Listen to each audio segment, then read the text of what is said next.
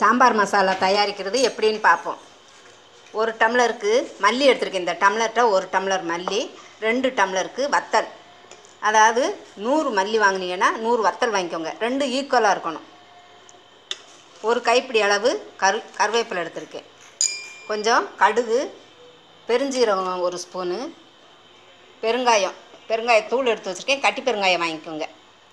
இது 2.5 ஸ்பூனு ஜீரகம் எடுத்து வச்சுருக்கேன். 1.5 ஸ்பூனு கடலைப்பருப்பு, 1.5 ஸ்பூன் துவரம்பருப்பு, 2 ஸ்பூனு ரைஸ் அரிசி எடுத்து வச்சுருக்கேன். பெப்பர் 1.5 ஸ்பூன் எடுத்து வச்சுருக்கேன். வெந்தயம் கொஞ்சம் இஞ்சி துண்டு எடுத்து வச்சுருக்கேன். காஞ்ச இஞ்சி துண்டு கொஞ்சம். இதெல்லாம் ஃப்ரை பண்ணி வறுத்து பொடி பண்ணுவோம். அது எப்படின்னு பார்ப்போம். வறுக்க போகிறேன். வறுக்குது எப்படின்னு பார்ப்போம். ஒவ்வொன்றா ஃப்ரை பண்ணி எடுத்துக்குவோம். ஃபஸ்ட்டு மல்லியை போடுறேன்.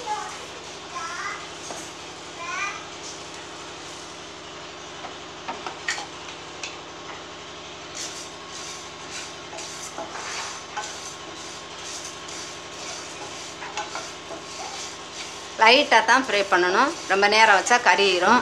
அதனால் ரொம்ப வெயில் அடிச்சுன்னா நல்லா வெயிலில் கூட சுண்டை காய வச்சுருங்க. காஞ்சாலே போதும். இது நான் வெயில் இல்லாதனால கொஞ்சம் வறுத்துக்கிறேன். லைட்டாக வருங்க, ரொம்ப வறுக்காதீங்க, டேஸ்ட் மாறிடும். நெக்ஸ்ட்டு இது ஜீரகம் லைட்டாக, ரொம்ப வறுக்காதீங்க. அடுத்து கடுகு கொஞ்சம் வறுத்துக்கணும். தனித்தனியாக போட்டு வருங்க, அல்லது கறியிரும். அதுக்காகத்தான் கடுகு லைட்டாக பொரியும் போது எடுத்துக்கணும். பொரியும்.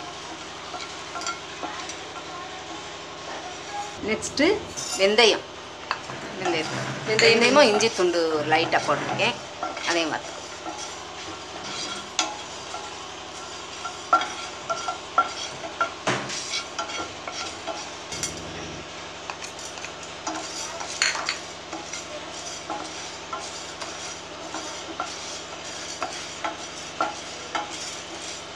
அடுத்து கடலைப்பருப்பு போடுறோம்.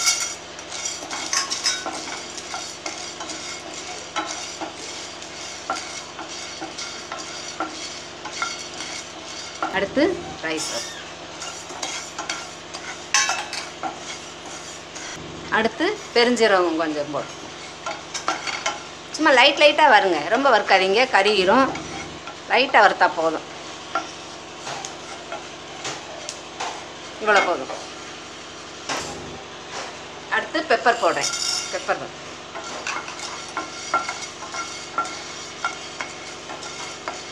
கருவேப்பிலை கொஞ்சம் நேரம் ஃப்ரை பண்ணிக்கணும். இது கொஞ்சம் காயறது வரைக்கும், நல்லா மடங்கி வர்றது வரைக்கும் இலை ஃப்ரை பண்ணிக்கணும். பார்த்தீங்களா, கருவேப்பிலை இப்படி ட்ரை ஆகுறது வரைக்கும் நல்லா வறுத்து எடுத்துக்கோங்க. நல்லா ஃப்ரை பண்ணிக்கோங்க. நெக்ஸ்ட்டு வத்தலை கொஞ்சம் நேரம் அந்த பாத்திரத்துலேயே போட்டு இப்படி வச்சுக்கோங்க.